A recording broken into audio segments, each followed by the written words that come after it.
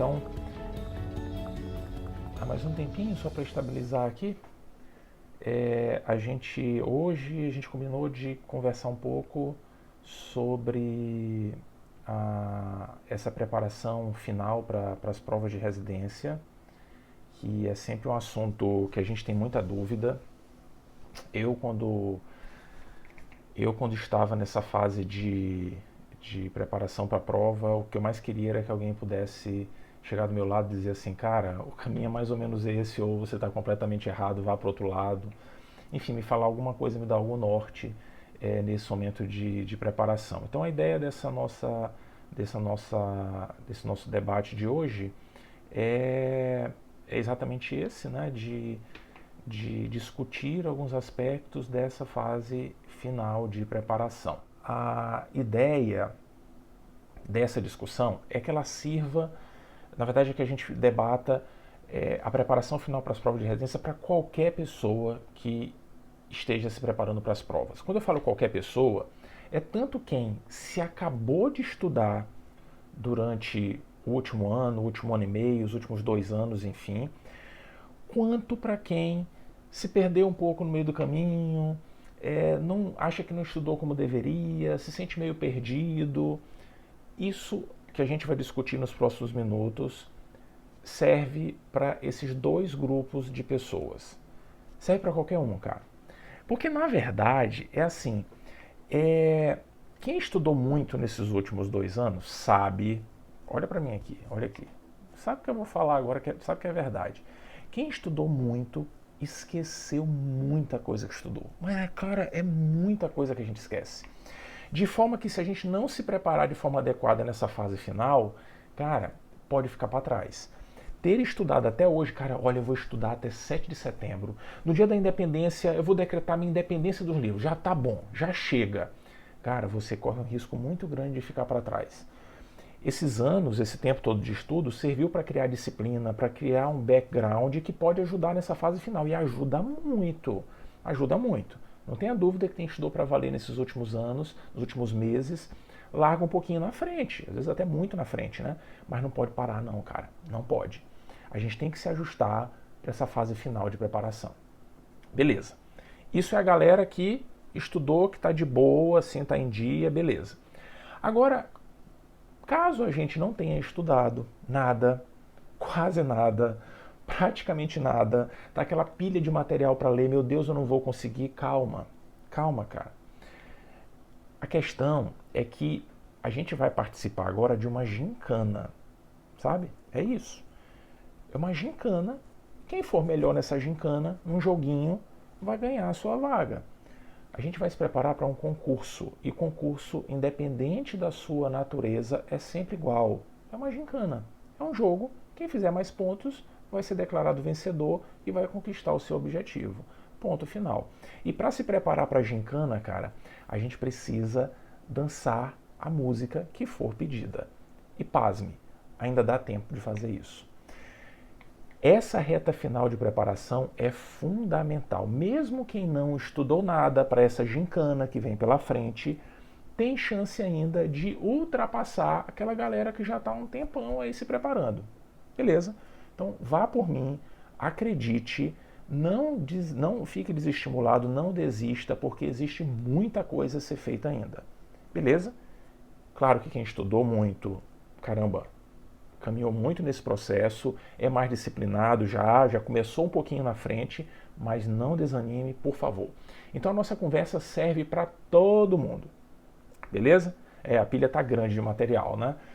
É isso mesmo, mas não se angustie. Eu vou lembrar algumas coisas que são importantes e eu acho que talvez a gente entre num consenso até em relação a isso. A gente não vai discutir hoje sobre como escolher o local a fazer a residência. Teve gente que perguntou sobre isso, mandou mensagem perguntando. Isso a gente vai discutir no outro momento. E também não vamos discutir detalhes sobre a prova prática. Prova prática a gente vai falar num outro momento, beleza? Tem muita coisa interessante para falar de prova prática. Uma delas é que a prova prática é muito parecida com a prova teórica. Muito, muito parecida. A gente acha que vai acontecer uma coisa do outro mundo lá e não é não. A gente acaba morrendo por estresse às vezes. Mas a gente vai falar da prova prática em outro momento. A ideia agora é falar mesmo sobre a prova teórica. Esse é o ponto, tudo bem? E tanto vale a prova teórica ser objetiva, como é na maioria das instituições, como subjetiva. Por exemplo, lá no SUS da Bahia, né? Prova subjetiva, com situações problema e tal. Cara, grosso modo, o ponto é o mesmo, é uma gincana do mesmo jeito, entendeu? Do mesmo jeito é uma gincana e essa preparação final envolve os mesmos elementos, ainda que tenha uma ou outra peculiaridade da prova subjetiva. Mas em linhas gerais é tudo a mesma coisa. Olha só, a ideia é a seguinte, a gente vai seguir essa discussão, mas para seguir existem 3 premissas básicas. Tem 3 coisinhas que a gente tem que fechar, sabe? Tem que fechar. Porque, cara, se não fechar, principalmente para quem ainda não pegou no tranco do estudo, assim, a vaca vai pro brejo. Vai mesmo. 3 premissas. Primeira premissa. Não dá mais tempo de ficar lendo material, de ler livro, ler apostila, ler... Não dá mais tempo, cara. Não dá, não. Já era. Então tá vendo aquela pilha lá? Vai servir para suportar alguma coisa, né? Botar um suporte na televisão em cima e tal. Não dá mais tempo. Não dá. Não dá. E não fica aquele romantismo, eu preciso aprender. Aprender para a vida é diferente. Não é lendo esse material que a gente vai aprender de uma hora para outra. A gente quer ser aprovado na gincana. Esse é o ponto. Beleza? Esqueça, não dá mais tempo de ler. Tudo bem? Esse é um aspecto importante. Veja, eu não estou dizendo que a gente vai usar alguma artimanha para ser aprovado, não é isso, mas não dá tempo de ler um texto longo. Não dá. Não dá mais tempo também, olha só, segunda premissa. Primeira, não dá mais tempo de ler. Segunda premissa, não dá mais tempo de ficar fazendo resumo coloridinho. Não dá. Sabe aqueles resumos bonitos, né? Caramba, tem uma galera que publica uns aqui no Instagram mesmo, uns resumos muito, cara, bonito e tal, rebuscado. Isso ajuda muito a gente, ajuda a manter concentração quando tá fazendo, a fixar algumas coisas e tal. Mas, cara, já foi. Não dá mais tempo, não. Cada mudança de cor, assim, ai, meu Deus, eu tô com um lapisinho marrom, agora eu vou pegar, o preto eu também gosto, tá vendo? Vou pegar de outra cor. Cada mudança dessa, alguém tá aprendendo alguma coisa e a gente tá perdendo tempo. Então, não dá mais tempo de ficar fazendo esses resuminhos bonitinhos, sabe? A gente pode fazer outras coisas, mas resuminho bonitinho não dá tempo, não. Agora não dá. Antes, vale a pena. Agora tá passando a hora. Segunda premissa é essa. Então, primeira, não dá mais tempo de ler. Segundo, não dá para fazer resumo bonitinho, coloridinho e tal. Não dá. E terceira premissa, não dá mais tempo de ficar assistindo aula longa. Não dá.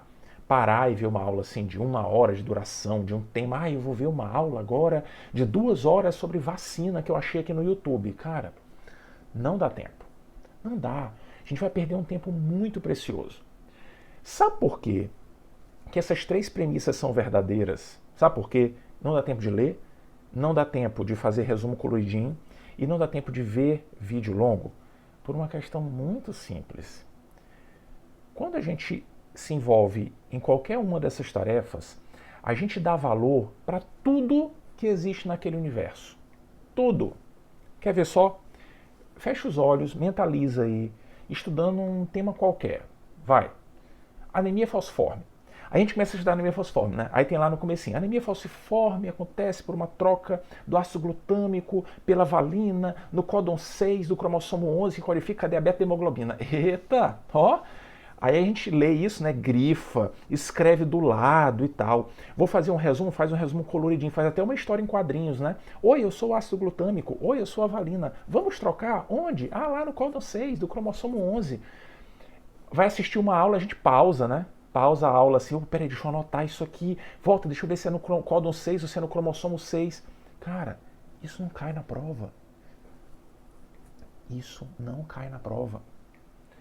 O paciente nunca vai chegar no consultório e perguntar assim, doutor, eu fiquei com uma dúvida aqui, essa minha anemia falciforme aí é ácido glutâmico por valina? Como é que é o negócio mesmo? Não existe isso, cara. Não é importante para a nossa rotina e muito menos para a prova. A prova não pergunta qualquer coisa, não. Entendeu? Eu dei um exemplo aqui da anemia falciforme, mas eu podia falar, sabe, qualquer outra coisa. Vai lá, aula de sepse. Por dia no Brasil morrem não sei quantas mil pessoas. Cara, acelera, papai, ó, vamos lá. Isso não cai na prova. Não cai. O tempo é extremamente precioso, cara. E na hora que a gente está lá fazendo resumo, ou lendo, a gente perde muito tempo. Entendeu? Então não dá mais para ficar construindo história dentro de um assunto. Não dá. A gente precisa ter foco. Na verdade, essa questão do foco é importante durante toda a preparação para a prova, não só nessa parte final. Durante todo o processo é importante, mas agora na parte final é a coisa mais importante. Nós vamos participar de uma gincana e a gente tem que se preparar para aquela gincana, tem que dançar a música daquela gincana. Não tem conversa, cara. Pode buscar as grandes histórias de sucesso de quem passa nas provas de residência e essa preparação específica sempre existe. Não é novidade para ninguém. Vocês sabem, muita gente já falou aqui. O grande ponto desse treinamento da gincana é responder questão de prova. Isso é fato. Então, olha só, 3 premissas. Não dá mais tempo de ler, não dá tempo de fazer resuminho coloridinho e não dá mais tempo de ver vídeos longos. Não dá. Agora só dá tempo de fazer questão, cara. Não tem jeito. Esse é o ponto. Se não acreditava nisso antes, agora você não tem mais escolha. Você tem que acreditar. Ai, Fabrício, mas eu estudei nesses últimos 2 anos e estou sabendo muita coisa. Cara, para um pouquinho, muda um pouquinho agora. Continua lendo umas coisas já que gostou e está se sentindo bem assim, mas vai por mim. Comece a fazer questão. Isso vai fazer diferença. Beleza? E aí vem um ponto muito relevante, né? Porque a gente olha agora, Fabrício, cara, faltam 2 meses para a prova mais importante da minha vida. Não dá tempo de eu fazer todas as questões do mundo e do universo para, enfim, até chegar lá. Não tem como. Pois é. A questão é a seguinte: a gente precisa dançar a música da gincana que a gente for fazer, né? For participar. Beleza. Cara, a gente precisa ter foco. A gente precisa obrigatoriamente selecionar as provas, as instituições que são nossas prioridades. Ah, eu vou fazer 10 provas. Espera lá. Dessas 10, certamente tem algumas que são prioritárias. São aquelas que você tem mais interesse, mais desejo, está depositando muitas energias naquela instituição específica. Ah, eu vou fazer 6. Certamente tem 3 ou 4 que você deposita mais suas fichas e tal. O ponto é esse. Defina de 3 a 5 instituições que sejam o seu foco. Isso é importantíssimo. Cada instituição tem a sua pegada diferente. Essa pegada envolve tanto a seleção dos assuntos que vão aparecer na prova e também a maneira como explora o tipo do assunto, ou aquele assunto específico. Então, por exemplo, se o cara for voltar no exemplo da anemia falciforme que eu falei ainda há pouco, o cara vai fazer uma questão de anemia falciforme. Todo ano cai naquela prova específica anemia falciforme, beleza. Mas dá uma olhadinha lá para ver como é a pegada da questão de anemia falciforme. O cara, ele discute mais o diagnóstico das crises falcêmicas, ou ele discute mais o tratamento, entendeu? Ou ele dá um caso clínico e quer que, baseado nas complicações da anemia falciforme, a gente mate a charada. Anemia falciforme. Depende muito, cara. Cada instituição explora assuntos de maneira diversa. Tem a sua pegada própria. E a gente só percebe isso respondendo repetidamente questões daquela instituição específica. Então, o que eu sugiro que a gente faça rotineiramente? Selecione 3 a 5 provas que sejam as mais importantes e você vai ter que fazer obrigatoriamente todas as questões que tiver à sua disposição dessas instituições. Todas. E aí vem uma dica especialíssima. É o seguinte: geralmente a gente consegue as provas, as instituições, procurando na internet, assim, nos cursinhos, geralmente os cursinhos oferecem pra gente, né, provas antigas e tal, mas na internet, no Google a gente pode encontrar também, tem um monte de gente disponibilizando prova antiga, gratuita e tal. Beleza. Aí as instituições oferecem pra gente, a gente tem à disposição, perdão, as provas de acesso direto, né? Tem 20 questões de clínica, 20 de cirurgia, 20 de ginecologia e obstetrícia, 20 de preventiva. Não. É assim que elas disponibilizam as questões. Só que tem um detalhe. É que todas essas instituições fazem também provas para R3. R3 de clínica, que é o cara que vai fazer a subespecialidade. O R3 da cirurgia, o cara que vai fazer especialidade cirúrgica. eventualmente na pediatria, eventualmente na ginecologia obstetrícia, na mastologia, por exemplo. Então, além daquelas questões do acesso direto, a gente também pode ter acesso às provas de especialidades. E aí o mais legal é o seguinte, é que a maioria das instituições, não a imensa maioria, mas um pouquinho mais da metade, usa as mesmas questões da prova de especialidade para o acesso direto. As mesmas. Tem algumas exceções, por exemplo, a USP Ribeirão Preto, geralmente a prova é bem diferente, mas a maioria das instituições são as mesmas questões. Então, se a gente buscar no histórico antigo, né? Tem histórico atual não, só pode ser antigo, né? Enfim, é no antigo mesmo. Se buscar lá atrás as provas de especialidades, cara, a gente vai aumentar absurdamente a bagagem de questões daquela instituição. A gente vai conhecer os segredinhos da banca que tradicionalmente prepara aquelas questões, entendeu?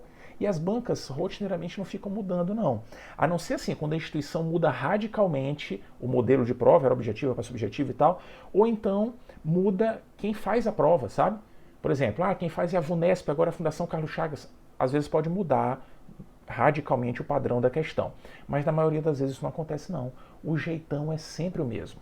Prova que traz muito caso clínico vai continuar trazendo caso clínico. E questão de caso clínico, por exemplo, é uma bobeira, né? Porque geralmente no meio do caso clínico tem uma palavrinha que faz a gente matar a questão. A gente fica, ai meu Deus, eu odeio caso clínico, eu sou péssimo. Péssimo nada, cara. É uma questão teórica como outra qualquer, entendeu? É identificar a palavrinha mágica que vai ajudar a responder a questão. Essa é a tarefa da gincana. Mas beleza. Então a gente precisa responder as questões das provas antigas, das instituições em que a gente, assim, enfim, privilegiar, e tentar resgatar as provas de especialidade. Vá por mim. Isso aumenta muito a bagagem, mas muito mesmo. Cara, as questões se repetem. O cara, quando ele vai fazer questão de prova, é assim, ó, ele tem um prazo para entregar, né? Todo mundo tem um prazo para entregar. Assim, olha, você tem que mandar as questões pra gente aqui, pra prova de residência, até segunda-feira, 8 horas da manhã. Aí chega sábado, o cara vai pra praia, domingo acorda tarde, aí chega assim no fim do dia tem jogo de futebol, aí depois ele vai assistir o Fantástico. Caramba, tá acabando o Fantástico, eu não fiz as questões ainda. Aí o cara vai lá fazer as questões, entendeu? Acha mesmo que o cara vai partir do zero para fazer uma questão? O cara morre de medo da questão dele ser anulada, porque senão ele vira chacota, entendeu? A galera lá do departamento vai falar mal dele. Aquele idiota lá fez questão que foi anulada na prova. As pessoas têm medo disso. Quando o cara vai fazer uma questão, ou é uma questão muito banal, sabe? Que ele tira da cartola, assim, uma coisa abobalhadíssima, ou então ele resgata, aqui ó, no subconsciente, no inconsciente, enfim, uma questão velha que ele já viu no passado. Aí ele pensa, poxa, eu vou perguntar aqui sobre plaquetopenia induzida por heparina. Eita, eu vou detonar. Ninguém nunca fez questão disso. Conversa. Conversa. Ele vai fazer porque ele já viu uma anterior e vai usar o mesmo molde que ele viu de uma anterior. E isso é muito importante da gente valorizar. Porque, além da gente ter de fazer as provas da nossa instituição, daquela que a gente quer passar mesmo, cara, não dá para desprestigiar questões também de outras instituições. Isso também faz parte do treinamento. Agora, nessa fase final, faltando poucos meses para a prova, não dá mais para ficar dando muito enfoque para questões de instituições díspares, assim, que a gente não vai fazer prova, sabe? Eu vou fazer prova da USP, mas não vou fazer prova da Unifesp, por exemplo. Não dá para fazer o mesmo número de questões das duas, tem que dar mais foco para a prova da USP, óbvio. Mas veja também questões de outras instituições, inclusive a Unifesp. A minha sugestão é que a gente faça uma composição que seja mais ou menos assim.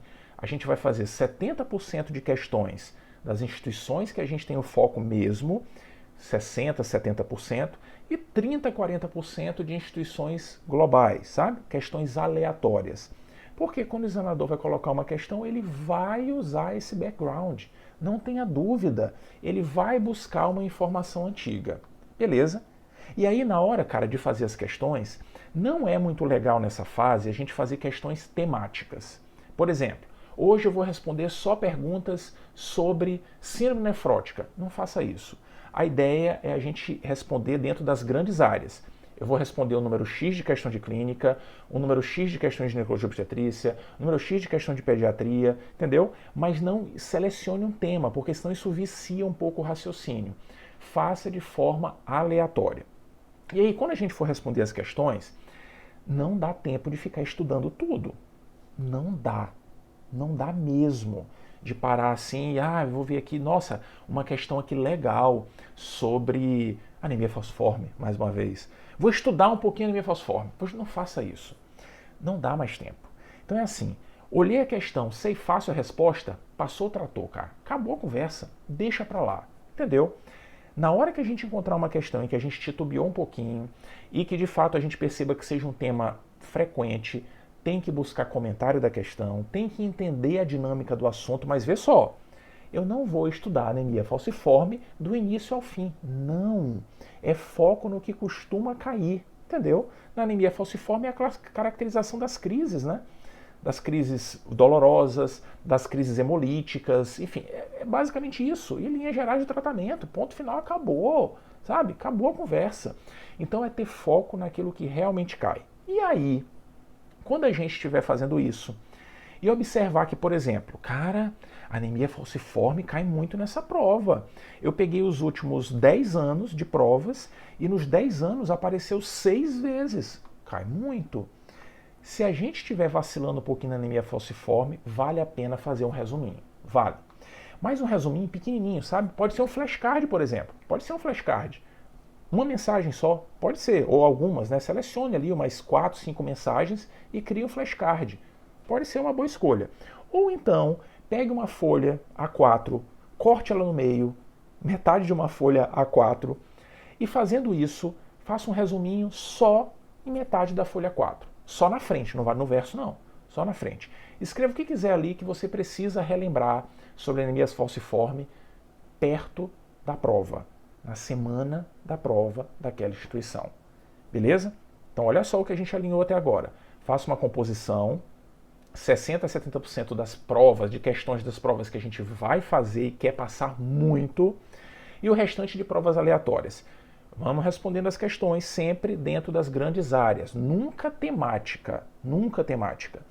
E dentro daquelas áreas, se a gente encontrar assunto que a gente sabe bem, passou batido na questão, responde e vai embora. Não para ler não.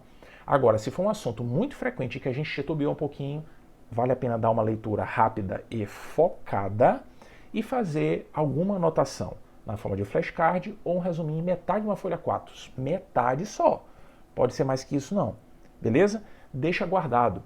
Porque sempre que a gente tiver contato com aquele assunto de novo, daquela instituição, eu vou pegar a folhinha e relembro tudo fácil, fácil. Tudo bem? Então, essa é a ideia global nessa coisa de fazer questões. Isso a gente vai fazer até estiver próximo das provas. Quando chegar no período de iminência assim, da prova, falta uma semana, 10 dias para a prova, aí para tudo, papai. Pode parar. Para tudo, porque aí vem o treinamento pesado mesmo.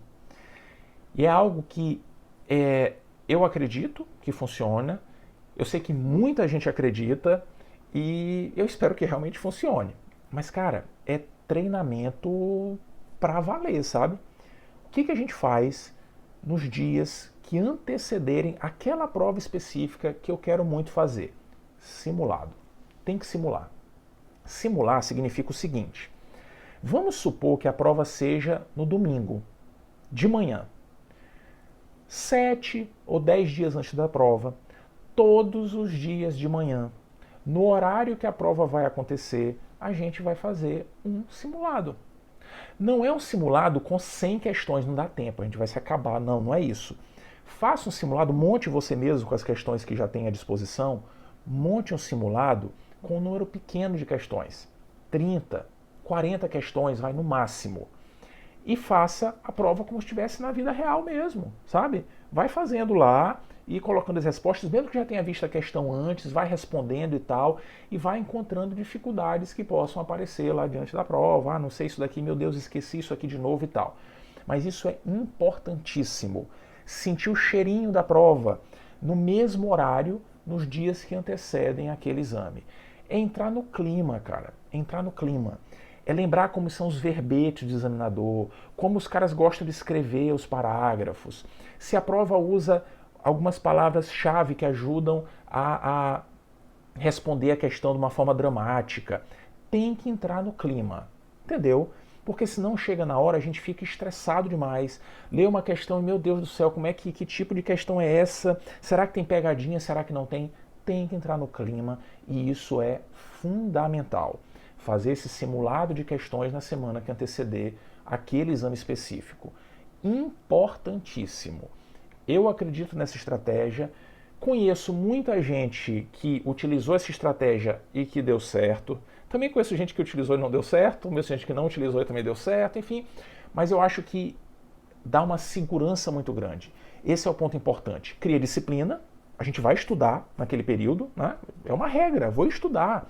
Isso por si já ajuda. E a disciplina contribui muito, cara, nesse processo, muito. Então, essa é uma sugestão que eu dou sempre para todo mundo que estiver nessa etapa final de preparação, né? O Álvaro falou aqui que esse negócio de cheirinho não funciona, principalmente se for flamenguista, é verdade, mas o campeonato não acabou, é bom esperar que tudo pode acontecer, o jogo vira assim de uma hora para outra, como na prova de residência, a gente não estudou, posso começar a estudar agora e virar o jogo, enfim, eu não fico esperto, o cheirinho funciona assim. Enfim, então a ideia é se debruçar em cima das questões. Nessa fase, ajuda um pouquinho se a gente tiver um grupo de amigos que tem o mesmo pensamento, que esteja vivendo as mesmas angústias, que tenha uma tendência a fazer provas parecidas com as nossas. Por quê? Porque parte desses momentos de resolver questão a gente pode compartilhar com esse nosso grupo de amigos, entendeu? E até dividir a tarefa de buscar os comentários, as respostas ou o entendimento de determinadas questões. Claro que não dá para fazer só com um grupo de amigos, não dá. Vou estudar só para o grupo, não, tem que estudar para mim também, né? Momento só nosso e tal, precisa disso. Mas se tiver um grupo, vale a pena, de repente ter 2 encontros semanais nessa fase final, é muito interessante, ajuda a gente a conseguir mais provas, mais questões antigas e a compartilhar alguns conhecimentos que alguém já tem de forma muito medular. Tem gente que está muito safo em alguns assuntos que de repente eu não estou, entendeu? E nessa hora ajuda pra caramba. Roberto está perguntando se essa ideia da revisão na semana que antecede a prova é só com questões da instituição ou aleatórias. Não, a ideia é só com questões da instituição, só dela mesmo, beleza? Mesmo que a gente já tenha visto tudo, faça só dela, relembre como funciona. Ah, eu fiz aqui, eu respondi rapidinho, beleza, valeu. E mais, se puder imprimir, melhor ainda. A gente vai fazer a prova no papel, faz no papel, cara. Imprime até a capa, igualzinho da instituição. A gente não recebe o arquivo PDF das provas antigas, não é assim, né? Tem lá a capa da prova, imprima a capa. A gente já ouviu falar, quer ver uma coisa? A gente já ouviu falar muito que, assim, quando o time joga em casa, né? Qualquer coisa, futebol, vôlei, qualquer basquete, o time joga em casa, ele fica mais à vontade, não é não? O time que joga em casa vai pra cima. Já parou pra pensar? Tem gente que acha que isso acontece por causa da torcida, né? Porque a torcida incentiva e tal. A torcida, de fato, pode ajudar. O cara se sente mais à vontade se não tiver ninguém vaiando e tal. Mas Cristiano Ronaldo, por exemplo, adora quando alguém vai, né? Na verdade, o fator casa não é só a torcida vibrando, não. O fator casa é que quando a pessoa vai jogar no estádio que ele está acostumado a jogar, ele se concentra com mais facilidade. Ele não perde a atenção dele olhando uma placa estranha, a luz que é diferente, olhando uma coisa esquisita na torcida, o alambrado é de outro jeito, o placar também, entendeu? O cara perde o foco quando ele está fora de casa. Então é muito importante a gente se sentir em casa na prova. E se sentir em casa, compreende sentir o cheirinho da prova, olhar a capa, sentir como o padrão gráfico da prova. Cara, isso parece muita bobeira, né? É muita coisa bobalhada, mas vai por mim, não custa nada, vale a pena usar essas estratégias, principalmente se a gente estiver se sentindo angustiado, despreparado, cara, eu não tô legal, vai por mim que isso ajuda. Isso ajuda a evitar o branco. Aquele branco, né? Meu Deus, cheguei na prova, caramba, deu um branco absurdo, eu estava até me sentindo bem antes, mas no dia eu não fui legal. Conhecer a estrutura da prova, o jeitão, ajuda muito, muito, muito. Então vá por mim, selecione as provas que você deseja fazer mesmo, resgate provas antigas, todas que estiverem à sua disposição, se vire para conseguir isso. Se vire. Converse com pessoas que passaram na instituição no ano anterior, se conseguiram provas antigas, se vire. Na minha época, eu fiz prova de residência, vamos chamar de velho não, né? Eu fiz prova de residência, de acesso direto em 2004. Quando eu fiz as provas de acesso direto, cara, naquela época a internet era precária. Que vergonha falar isso, né? Mas eu falei o quê? A internet era precária. Naquela época, pouquíssimas instituições liberavam as provas. Naquela época, não existiam os cursinhos para residência espalhados pelo país. Não, senhor, não tinha não. Tinha sim, Rio, São Paulo, ponto final. Então, assim, quem morava no Norte, Nordeste, até alguns locais do Sudeste, Sul, não tinha acesso a isso não. Então, cara, a gente tinha que se virar. E era muito difícil ter acesso às provas, era tudo meio que surpresa. Quando se conseguia alguma coisa, cara, aquilo ali era uma coisa muito preciosa, sabe? E aí, como é que se conseguia muito? Alguém ia fazer um estágio, por exemplo, né? Alguém da turma ia fazer um estágio lá na Escola Paulista de Medicina. E aí lá se enturmava com os internos e conseguia as provas antigas, entendeu? Aí conseguia material velho e aí depois divulgava só para os amigos, não era para todo mundo, era só para os amigos. Era assim antigamente. A gente tinha que se virar, sabe? Porque senão ficava muito para trás, muito. A gente fala muito de protecionismo às vezes, né? De que assim, o pessoal da casa tem muita vantagem. O pessoal da casa é protegido. O pessoal de fora é discriminado. Eu até concordo, existe, a gente sabe de vários casos de discriminação e de privilegiar excessivamente pessoas da casa. Isso, assim, é ingenuidade afirmar que não existe, assim como é exagero dizer que isso é fato e que sempre acontece. Mas veja só, nesse processo todo, o pessoal da casa costuma ter mais vantagem exatamente por saber como é o cheirinho da prova. Os caras estão acostumados, eles têm acesso às provas antigas, né? Porque os alunos fazem prova, deixam sempre para o grupo seguinte e tal, entendeu? Tem um materialzinho pronto lá. Então o cara sempre revisa, ele se debruça em cima dos assuntos. Sem falar que tem contato com os professores que fazem as questões. Aí o cara sempre gosta daquele assunto, vai perguntar aquilo na prova. Não é que ninguém dê para ele de mão beijada, mas de fato ele sente o cheirinho. Por isso que é importante entrar no clima, entendeu? Importantíssimo. E aí tem que se virar mesmo. Pegue aplicativo de questão, veja material de curso, ou o mais interessante, resgate a prova inteira na internet. Tem muitas provas à disposição, mas muitas mesmo. E aquela que a gente não conseguir, vamos tentar pedir para alguém, né? Alguém que fez prova, algum amigo nosso que está fazendo residente de primeiro ano. A gente sempre vai ter acesso a essas questões.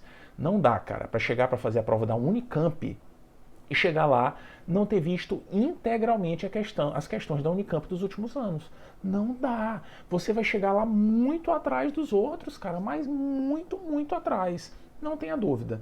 Eu falei da USP de Ribeirão ainda há pouco, que é uma das provas assim que o pessoal de lá costuma ter muita vantagem, porque eles estudam muito as provas anteriores, entendeu? Não é assim, o cara estuda a prova anterior, isso de certa forma ajuda muito ele. E a prova da USP de Ribeirão, por exemplo, costuma repetir muita questão. Às vezes repete questão idêntica, sabe? Igualzinha.